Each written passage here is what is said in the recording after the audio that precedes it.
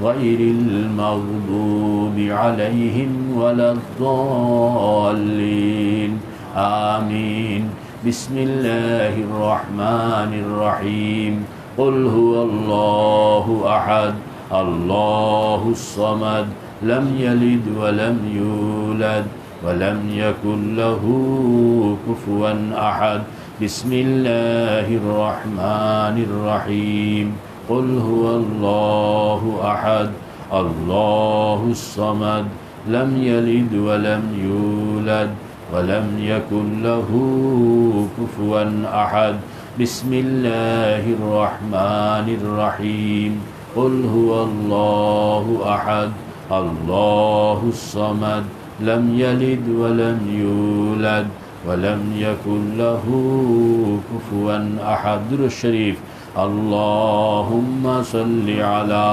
محمد وعلى آل محمد كما صليت على إبراهيم وعلى آل إبراهيم إنك حميد مجيد اللهم بارك على محمد وعلى آل محمد كما باركت على إبراهيم وعلى آل إبراهيم إنك حميد مجيد দোয়া হবে সাজারা সহ দোয়া হবে আমরা সবাই হাত উঠাইব আমিন আমিন বলবো الحمد لله رب العالمين والصلاة والسلام على أشرف الأنبياء والمرسلين وعلى آله وصحبه أجمعين ربنا ظلمنا أنفسنا وإن لم تغفر لنا وترحمنا لنكونن من الخاسرين واعف عنا واغفر لنا وارحمنا أنت مولانا فانصرنا على القوم الكافرين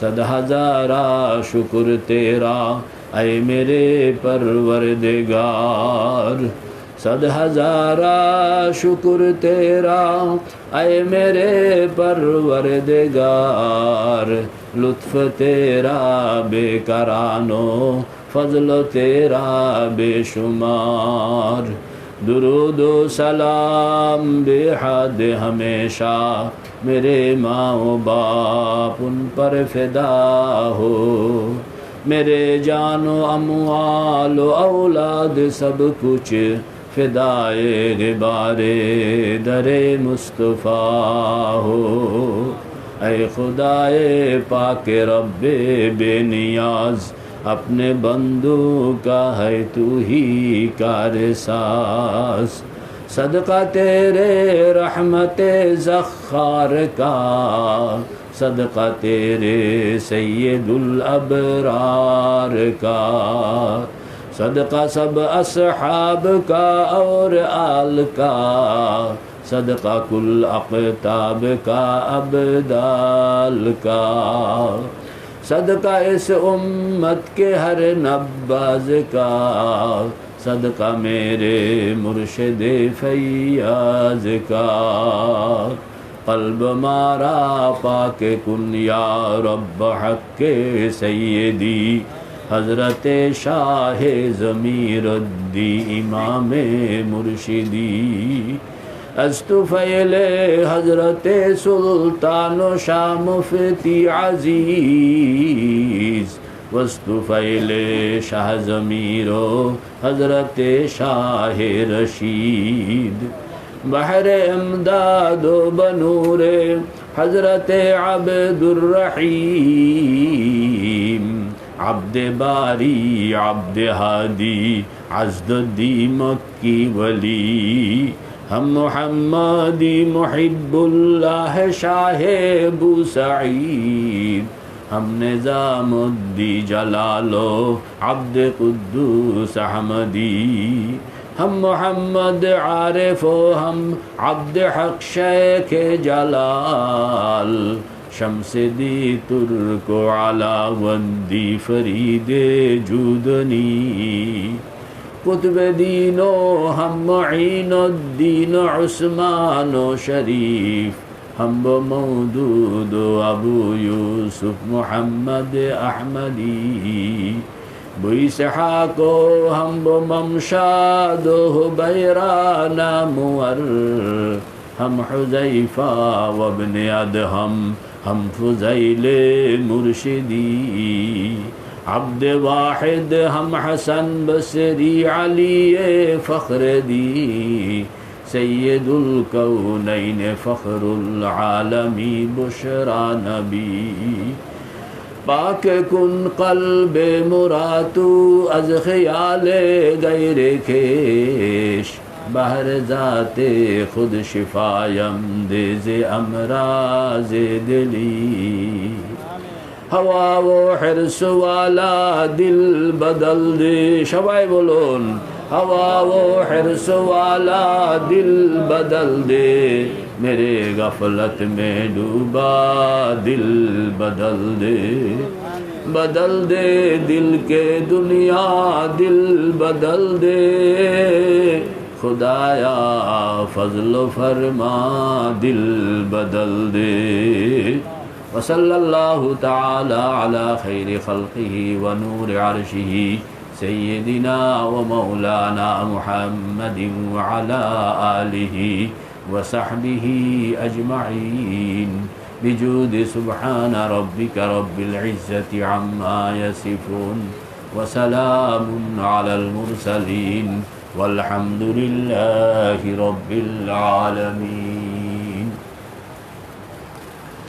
সবাই আমরা মোটামুটি পত্র প্রত্যেকে জায়গা মতন রেডি করি। আমাদের মাগরিবের পর থেকেই আমাদের আখেরি দশক কাম শুরু হবে। এতক্ষণ তো আমরা 6 তসবিহ আমাদের নিয়মিত মামুল আসরের পরে আর ফজরের পরে, আসরের পরে 6 তসবিহ আদায় করা হবে হয়, আর এরকম ফজরের নামাজের পরেও 6 তসবিহ আদায় করা হয়, এখনও হবে। রমজান আমাদেরকে আমল বাড়ানোর জন্য বলে, কমানোর জন্য নয়। এই জন্য কষ্ট হইলেও ইনশাআল্লাহ ফজরের নামাজ একটু আগেই হবে এবং আমরা 6 তসবিহ পড়ে তারপরে বিশ্রাম করব। আমাদের বুজুর্গরা শুধু 6 তসবিহ না, 6 তসবিহর পরে এশরাক পড়নের পরে বিশ্রাম। তা আমরা হিম্মত করি, যাদের এরকম সাহস আছে, শক্তি আছে, এশরাকের পরে আমরা শুই ইনশাআল্লাহ। আমরা তো 10 দিন এখানে আসছি, পুরা টাইমটা আল্লাহর জন্য, ইবাদতের জন্য। খাওয়ান দাওয়ানের কোনো চিন্তা টেনশন করতে হবে না। ডাইল ভাত আল্লাহ পাক যা নসিবে রাখছেন, বালা হোক বুড়া হোক, সময় মতন সামনে চলে আসবে। অত বড় কিছু হবে না, কিন্তু সময় মতন সামনে চলে আসবে ডাইল ভাত। আমাদের বুজুর্গরা সামান্য খিচুড়ি, সামান্য খেজুর এর উপরেই তো কাটাইয়া দিচ্ছেন, তারপরেও সময়টাকে কাজে লাগাইছেন, সময়টাকে কাজে লাগাইছেন। অন্যের দিকে তাকাবো না, আমরা সবাই নিজে নিজে সিদ্ধান্ত নিব যে আমি আমার সময়টাকে কাজে লাগাবো। বলেন, আমি আমার সময়টাকে কাজে লাগাবো। আমি আমার সময় অপচয় হইতে দিব না, আমি আমার সময় অপচয় হইতে দিব না, আমি আমার সময় অপচয় হইতে দিব না। এখন ইফতার পর্যন্ত আমাদের কি কাম? ইফতার পর্যন্ত আমাদের কাজ হইল চুপ থাকা। এটাই হইল প্রধান কাজ, যে আমি ইফতার পর্যন্ত কোনো কথা কহিব না। বলেন, কোনো কথা। এই টাইমটা দোয়া কবুলের টাইম। এবং বুজুর্গানের দিন যেটা করতেন খানকাগুলোর মধ্যে, সেটা হইল ইফতারের পোটলাটা নিয়ে আইসা সামনে রেখে দিতেন, এরপরে চোখ বন্ধ করে বসে চোখেই খোলেন। আজান দিবে, কানে আজানের আওয়াজ, তো চোখ খুলে ওই পানি আর 2টা খেজুর তো সামনে রাখা আছে, বাস এরা দিয়ে ইফতার। এরপরে দোয়া কালাম, নামাজ, নামাজের পরে আউয়াবিন, এরপরে খানা। এটা হলো বুজুর্গানের দিনের নিজাম। আমরা তো কঠিন নিজামে হয়তো যাইতে পারবো না প্রথম বছর, এটা আমাদের প্রথম বছর, মাত্র শুরু। তো আপনারা খুব মেহনত করবেন, খুব মেহনত। একদল এতেকাফে আছেন তেজগাঁও, এনারা এখানে আসেন। আবার একদল ওখান থেকে, আমরা তো আগে এতেকাফ করতাম তেজগাঁও, তো এবার থেকে শুরু করছি আমাদের খানকার এই পাঞ্জেগানা মসজিদে। আল্লাহ আমাদের এতেকাফকে কবুল করে, আল্লাহ আমাদের এতেকাফকে কবুল করে। আমাকে কিছু সময় এখানেও থাকতে হবে, ওখানেও থাকতে হবে। কারণ হলো আমার এতেকাফটা হলো নফল এতেকাফ, আমি সারাক্ষণে থাকবো, কিন্তু অফিসেও যাওয়ার লাগে, ছুটিও। আজকে কী বার গেল? রোববার, সোম, মঙ্গল, বুধ, বৃহস্পতি, এই 4 দিন তো অফিস যাইতেই হবে। তারা খুব চেষ্টা ফিকির করলাম, ছুটি পাওয়া যায় না। যাই হোক, আপনার তেজগাঁও যাইতে হবে। তা আমরা এই টাইমটা, বলেন না, এই টাইমটা আমরা কি করব বলুন? নীরবতা। এই টাইমটা কি? এই টাইমটা কি বলেন? কথা কইবেন, কথা কইবেন। কারোর লগে মোবাইল বন্ধ, হিম্মতের সঙ্গে বলতে পারবেন যে মোবাইল বন্ধ? কে কে কইতে পারবে দেখি? হিম্মত লাগে, মোবাইল বন্ধ করতে হিম্মত লাগে। সব মানুষ মোবাইল বন্ধ ঘোষণা করতে পারে না, কারণ আমরা এখন মোবাইলের কাছে এতটা বন্দী হয়ে গেছি যে মোবাইলকে যদি বলেন যে যাও তোমাকে আমি 24 ঘন্টার জন্য বন্ধ করে দিলাম, তা আপনি নিজে থাকতে পারবেন না। এমন জরুরত সামনে চলে আসবে যে এখন কসমের কাফারা দিয়া হইলেও মোবাইল খুলতে হবে। সুবহানাল্লাহ। তো আমরা হিম্মত করি যে 10 দিন আমাদের মোবাইল বন্ধ থাকবে, আর এটা যত বন্ধ থাকবে তত আপনার কাম বরকত পাইতে থাকবে, এটা বরকত নষ্ট করে ফেলে। আরও অনেক কথা হবে ইনশাআল্লাহ। এতেকাফ তো ওয়াজ মাহফিল নয়, এতেকাফ বয়ানের বিষয়ও নয়, তবু আমি ছোট্ট ছোট্ট 2 মিনিট, 5 মিনিট, 10 মিনিট বয়ান করবো ইনশাআল্লাহ। এতেকাফ হইল আমলের বিষয়। এতেকাফ হইল আল্লাহ পাকের ঘরের দুয়ার ধরে ঝুলে থাকা। ঘরের দুয়ার ধরে, দেখেন না, ঘরের দুয়ার ধরে এরকম কি ঝুলতে থাকা। আল্লাহ আপনার ঘরের দুয়ার ধরে, আপনার ঘরের এই যে চাদর, গিলাপ, এই গিলাপ ধরে ঝুলে গেলাম। তো এটার নাম হইল ইতিকাফ। আমরা কোনো কথা বলবো না, এবং যারা কোরআন শরীফ মুখস্থ পারি, এনারা কোরআন শরীফ মুখস্থ করতে পারবো, বা কোরআন শরীফ দেখে দেখে আমি পড়বো, কথা বলবো না। ঠিক আছে ইনশাআল্লাহ? কথা বলবো না, কোরআন শরীফ পড়বো কিংবা শুনবো, এটা নিজাম করা হবে আগামীর থেকে। আজকে তো আর 10-এর ভিতরে নয়, এই জন্য আমরা ওই রকম নিজামে আনতেছি না। সবাই আমরা কোরআনে পাক লইয়া বসে যাই। আমরা আছে না কোরআন শরীফ? আছে, কোরআন শরীফ আছে। কোরআন শরীফ লন, এই মৌলানা তোমরা কে আসো, হৃদয়, কোরআন শরীফ আছে হৃদয়। যারা মুখস্থ পারেন 2 জন 1 জন নিয়ে বসে যান, একজন পড়বেন আর একজন শুনবেন। এটাকে বলা হয় দৌড়। আজগার পারাটা কে শুনাইতে পারে? আজগার যে পারাটা আমরা তারাবিতে পড়ব, হাফেজ আছে এরকম? তাইলে আমরা এটা শোনাও হয়ে গেল, শোনাও হয়ে গেল। সেটা কালকের থেকে তরতিব করা হবে। আমগো একজন হাফেজ সাহেব আসরের পরে এরকম পুরা পারা, যে পারাটা আমরা তারাবিতে শুনবো, এই পারাটা আবার আসরের পরে মাগরিবের আগে উনি পড়বেন, আমরা শুনতে থাকবো। উনি পড়বেন, এটাও কোরআন শরীফ শোনা হয়ে গেল। আজকে আছে হাফেজ সাহেবকে আছে, তুমি আসো আসো আসো, আজগার পারাটা শুনে দাও। কারণ হ্যাঁ, মাশাআল্লাহ, এই যে সব পাওয়া গেছে, হয়ে যাও, বসে যাও, সুন্দর করে বসে পারা শোনাও। আমরা সবাই মনোযোগী হইয়া বসে।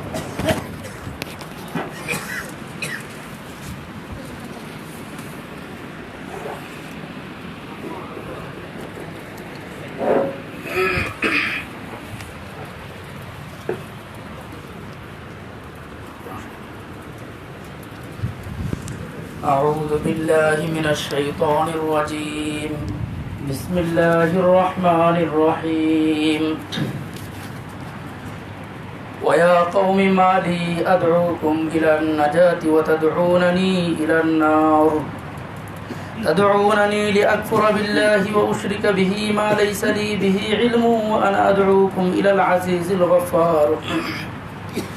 لا جرم أن ما تدعونني إليه ليس له دعوة في الدنيا ولا في الآخرة وأن مردنا إلى الله وأن المسرفين هم أصحاب النار. فستذكرون ما أقول لكم وأفوض أمري إلى الله إن الله بصير بالعباد. فوقاه الله سيئات ما مكروا وحاق بآل فرعون سوء العذاب. النار يعرضون عليها غدوا وعشيا ويوم تقوم الساعة أدخلوا آل فرعون أشد العذاب.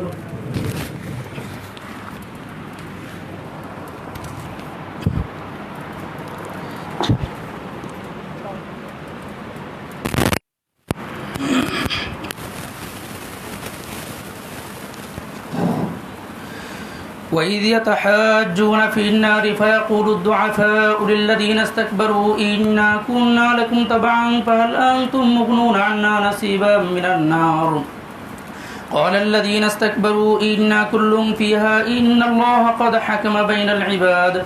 وقال الذين في النار لخزنة جهنم ادعوا ربكم يخفف عنا يوما من العذاب. قالوا أولم تك تأتيكم رسلكم بالبينات قالوا بلى قالوا فادعوا وما دعاء الكافرين إلا في ضلال. إنا لننصر رسلنا والذين آمنوا في الحياة الدنيا ويوم يقوم الأشهاد يوم لا ينفع الظالمين معذرتهم ولهم اللعنة ولهم سوء الدار. ولقد آتينا موسى الهدى وأورثنا بني إسرائيل الكتاب هدى وذكرى لأولي الألباب. فاصبر إن وعد الله حق واستغفر لذنبك وسبح بحمد ربك بالعشي والإبكار. إن الذين يجادلون في آيات الله بغير سلطان أتاهم إن في صدورهم إلا كبر ما هم ببالغين. فاستعذ بالله إنه هو السميع البصير. لخلق السماوات والأرض أكبر من خلق الناس ولكن أكثر الناس لا يعلمون. وما يستوي الأعمى والبصير والذين آمنوا وعملوا الصالحات ولا المسيء قليلا ما تتذكرون. إن الساعة لآتية لا ريب فيها ولكن أكثر الناس لا يؤمنون. وقال ربكم ادعوني أستجب لكم إن الذين يستكبرون عن عبادتي سيدخلون جهنم داخرين. الله الذي جعل لكم الليل لتسكنوا فيه والنهار مبصرا إن الله لذو فضل على الناس ولكن أكثر الناس لا يشكرون. ذلكم الله ربكم خالق كل شيء لا إله إلا هو فأنى تؤفكون. كذلك يؤفك الذين كانوا بآيات الله يجحدون. الله الذي جعل لكم الأرض قرارا والسماء بناء وصوركم فأحسن صوركم ورزقكم من الطيبات ذلكم الله رب العالمين. ذلكم الله ربكم فتبارك الله رب العالمين هو الحي لا إله إلا هو فادعوه مخلصين له الدين. الحمد لله رب العالمين. قل إني نهيت أن أعبد الذين تدعون من دون الله لما جاءني البينات من ربي وأمرت أن أسلم لرب العالمين. هو الذي خلقكم من تراب ثم من علقة ثم يخرجكم ثم من علقة ثم من مضغة ثم يخرجكم طفلا ثم لتبلغوا أشدكم ثم لتكونوا شيوخا ومنكم من يتوفى من قبل ولتبلغوا أجلا مسمى ولعلكم تعقلون. هو الذي يحيي ويميت فإذا قضى أمرا فإنما يقول له كن فيكون. ألم تر إلى الذين يجادلون في آيات الله أنى يصرفون الذين كذبوا بالكتاب وبما أرسلنا به رسلنا فسوف يعلمون. إذ الأغلال في أعناقهم والسلاسل يسحبون في الحميم ثم في النار يسجرون. ثم قيل لهم أين ما كنتم تشركون من دون الله قالوا ضلوا عنا بل لم نكن ندعو من قبل شيئا كذلك يضل الله الكافرين. ذلكم بما كنتم تفرحون في الأرض بغير الحق وبما كنتم تمرحون. ادخلوا أبواب جهنم خالدين فيها فبئس مثوى المتكبرين. فاصبر إن وعد الله حق فإما نرينك بعض الذين نعدهم أو نتوفينك فإلينا يرجعون ولقد أرسلنا رسلا من قبلك منهم من قصصنا عليك ومنهم من لم نقصص عليك وما كان لرسول أن يأتي بآية إلا بإذن الله فإذا جاء أمر الله قضي بالحق وخسر هنالك الكافرون الله الذي جعل لكم الأنعام لتركبوا منها ومنها تأكلون ولكم فيها منافع ولتبلغوا عليها حاجة في صدوركم وعليها وعلى الفلك تحملون ويريكم آياته فأي آيات الله تنكرون أفلم يسيروا في الأرض فينظروا كيف كان عاقبة الذين من قبلهم كانوا أكثر منهم وأشد قوة وآثارا في الأرض فما أغنى عنهم ما كانوا يكسبون فلما جاءتهم رسلهم بالبينات فرحوا بما عندهم من العلم وحاق بهم ما كانوا به يستهزئون فلما رأوا بأسنا قالوا آمنا بالله وحده وكفرنا بما كنا به مشركين فلم يك ينفعهم إيمانهم لما رأوا بأسنا سنة الله التي قد خلت في عباده وخسر هنالك الكافرون بسم الله الرحمن الرحيم حاميم تنزيل من الرحمن الرحيم كتاب فصلت آياته قرآنا عربيا لقوم يعلمون بشيرا ونذيرا فأعرض أكثرهم فهم لا يسمعون وقالوا قلوبنا في أكنة مما تدعونا إليه وفي آذاننا وقر ومن بيننا وبينك حجاب فاعمل إننا عاملون قل إنما أنا بشر مثلكم يوحى إلي أنما إلهكم إله واحد فاستقيموا إليه واستغفروه وويل للمشركين الذين لا يؤتون الزكاة وهم بالآخرة هم كافرون إن الذين آمنوا وعملوا الصالحات لهم أجر غير ممنون قل أئنكم لتكفرون بالذي خلق الأرض في يومين وتجعلون له أندادا ذلك رب العالمين وجعل فيها رواسي من فوقها وبارك فيها وقدر فيها أقواتها في 4 أيام سواء للسائلين ثم استوى إلى السماء وهي دخان فقال لها وللأرض ائتيا طوعا أو كرها قالتا أتينا طائعين فقضاهن 7 سماوات في يومين وأوحى في كل سماء أمرها وزينا السماء الدنيا بمصابيح وحفظا ذلك تقدير العزيز العليم فإن أعرضوا فقل أنذرتكم صاعقة مثل صاعقة عاد وثمود إذ جاءتهم الرسل من بين أيديهم ومن خلفهم ألا تعبدوا إلا الله قالوا لو شاء ربنا لأنزل ملائكة فإنا بما أرسلتم به كافرون فأما عاد فاستكبروا في الأرض بغير الحق وقالوا من أشد منا قوة أولم يروا أن الله الذي خلقهم هو أشد منهم قوة وكانوا بآياتنا يجحدون فأرسلنا عليهم ريحا صرصرا في أيام نحسات لنذيقهم عذاب الخزي في الحياة الدنيا ولعذاب الآخرة أخزى وهم لا ينصرون وأما ثمود فهديناهم فاستحبوا العمى على الهدى فأخذتهم صاعقة العذاب الهون بما كانوا يكسبون ونجينا الذين آمنوا وكانوا يتقون ويوم يحشر أعداء الله إلى النار فهم يوزعون حتى إذا ما جاءوها شهد عليهم سمعهم وأبصارهم وجلودهم بما كانوا يعملون وقالوا لجلودهم لما شهدتم علينا قالوا أنطقنا الله الذي أنطق كل شيء وهو خلقكم أول مرة وإليه ترجعون وما كنتم تستترون أن يشهد عليكم سمعكم ولا أبصاركم ولا جلودكم ولكن ظننتم أن الله لا يعلم كثيرا مما تعملون وذلكم ظنكم الذي ظننتم بربكم أرداكم فأصبحتم من الخاسرين فإن يصبروا فالنار مثوى لهم وإن يستعتبوا فما هم من المعتبين وقيضنا لهم قرناء فزينوا لهم ما بين أيديهم وما خلفهم وحق عليهم القول في أمم قد خلت من قبلهم من الجن والإنس إنهم كانوا خاسرين وقال الذين كفروا لا تسمعوا لهذا القرآن والغوا فيه لعلكم تغلبون فلنذيقن الذين كفروا عذابا شديدا ولنجزينهم أسوأ الذي كانوا يعملون ذلك جزاء أعداء الله النار لهم فيها دار الخلد جزاء بما كانوا بآياتنا يجحدون وقال الذين كفروا ربنا أرنا الذين أضلانا من الجن والإنس نجعلهما تحت أقدامنا ليكونوا من الأسفلين إن الذين قالوا ربنا الله ثم استقاموا تتنزل عليهم الملائكة ألا تخافوا ولا تحزنوا وأبشروا بالجنة التي كنتم توعدون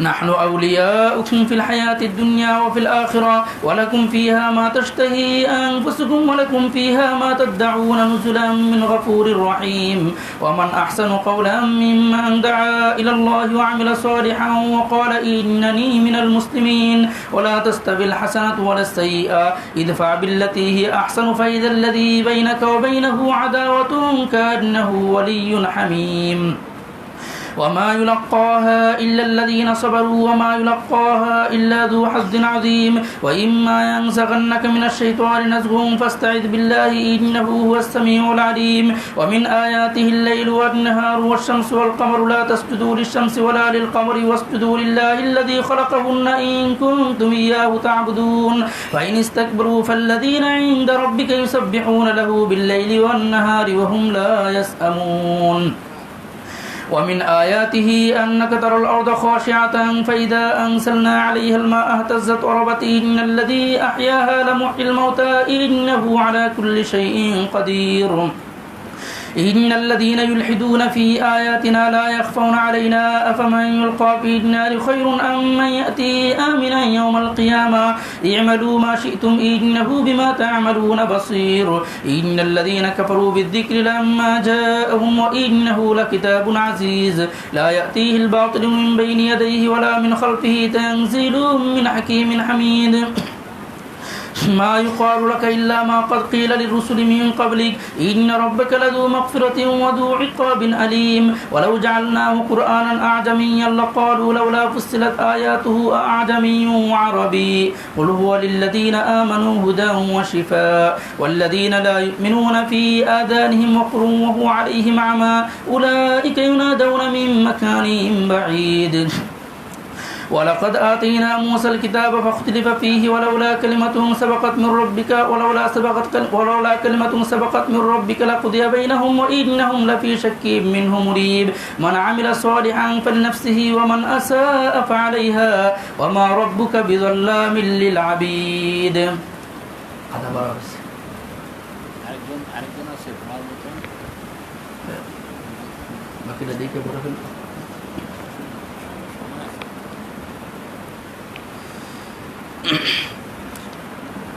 فمن أظلم ممن كذب على الله وكذب بالصدق إذ جاءه أليس في جهنم مثوى للكافرين والذي جاء بالصدق وصدق به أولئك هم المتقون لهم ما يشاءون عند ربهم ذلك جزاء المحسنين ليكفر الله عنهم سوء الذي عملوا ويجزيهم أجرهم بأحسن الذي كانوا يعملون أليس الله بكاف عبدا ويخوفونك بالذين من دونه ومن يضلل الله فما له من هاد ومن يهد الله فما له من مضل أليس الله بعزيز ذي انتقام ولئن سألتهم من خلق السماوات والأرض ليقولون الله قل أفرأيتم ما تدعون من دون الله إن أرادني الله بضر هل هن كاشفات ضره أو أرادني برحمة هل هن ممسكات رحمتي قل حسبي الله عليه يتوكل المتوكلون قل يا قوم اعملوا على مكانتكم إني عامل فسوف تعلمون